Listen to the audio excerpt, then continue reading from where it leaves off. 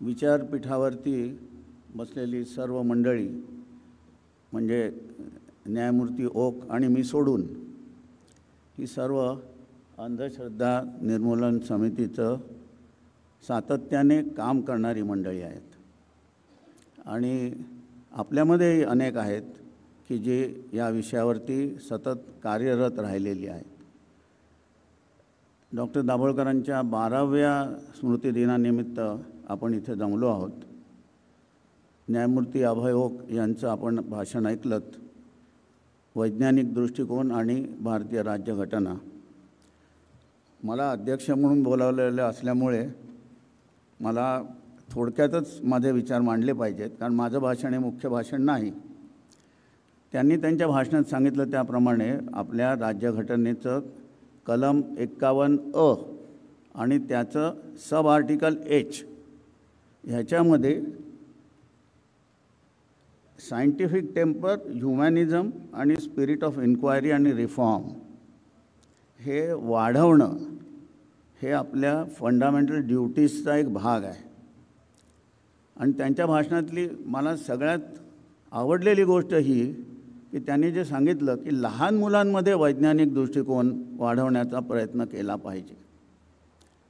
कारण आज आणि वैज्ञानिक दृष्टीत नाही, एकूण जे आपल्या राष्ट्रघटनेमधले जी मूल्य दिलेली आहेत, समता, बंधुता, स्वातंत्र्य, धर्मनिरपेक्ष भावना ही लहान मुलांमध्ये वाढवणं आवश्यक आहे.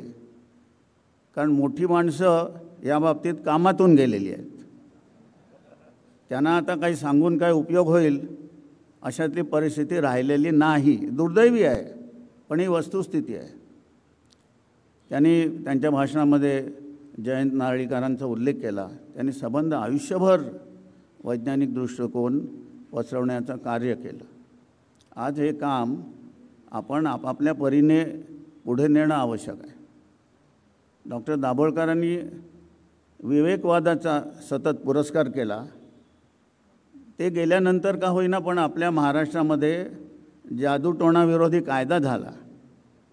कायदा झाला तरी आपण मध्यंतरी टी व्हीवरती पाहिलं एक मंत्री कशा प्रकारची पूजा करत होते.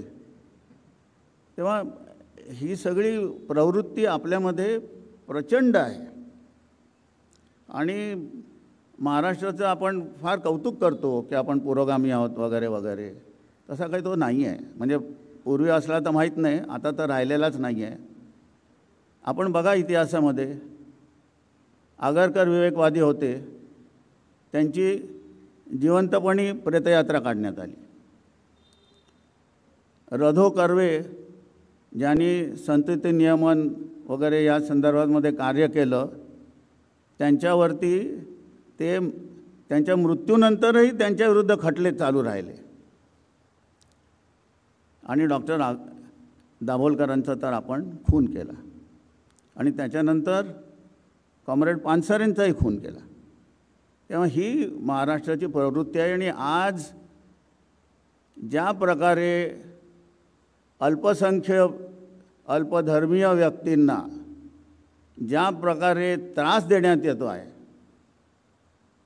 ही सुद्धा म्हणजे केवळ तुम्ही अमुक धर्माचे आहात म्हणून तुम्हाला त्रास द्यायचा, हे सुद्धा वैज्ञानिक दृष्टीच्या विरुद्ध आहे.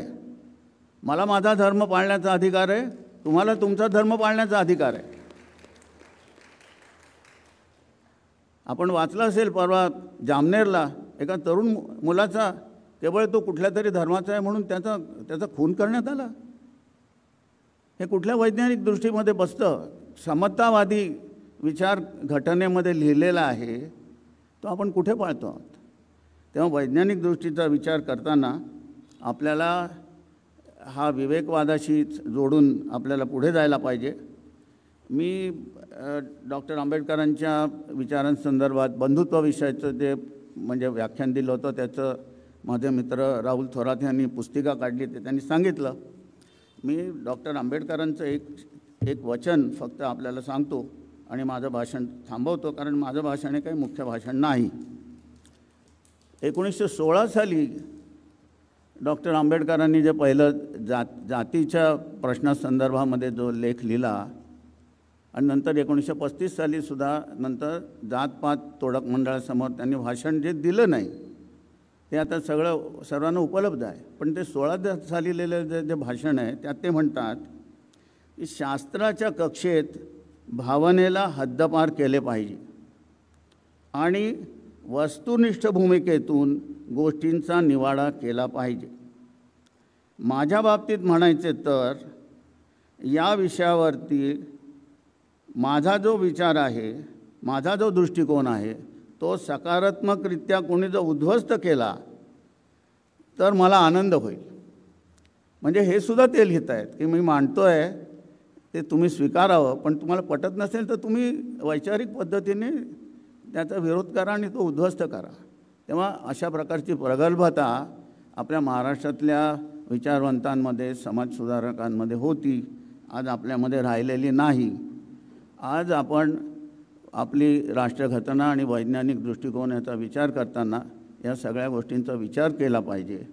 आणि न्यायमूर्ती ओक हे खरोखरच अभिनंदनाला पात्र आहेत.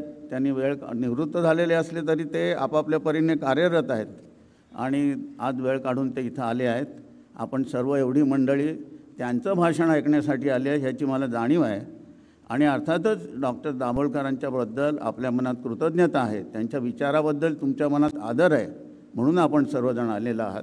आपल्या सर्वांचे मी आभार मानतो. आपण ह्या ठिकाणी या कार्यक्रमाला आलात आणि आयोजकांचेही आभार मानतो. त्यांनी मला केवळ सर्वोच्च न्यायालयाचे न्यायमूर्ती मुख्य वक्ते आहेत म्हणून दुसरे एक संयुक्त सर्वोच्च न्यायालयाचे न्यायमूर्ती अध्यक्ष असावे म्हणून मला बोलावलेलं आहे. त्याच्या पलीकडे माझा इथं काही फारसा रोल नाही. आपल्या सर्वांचे आणि आयोजकांचे आभार मानतो. धन्यवाद.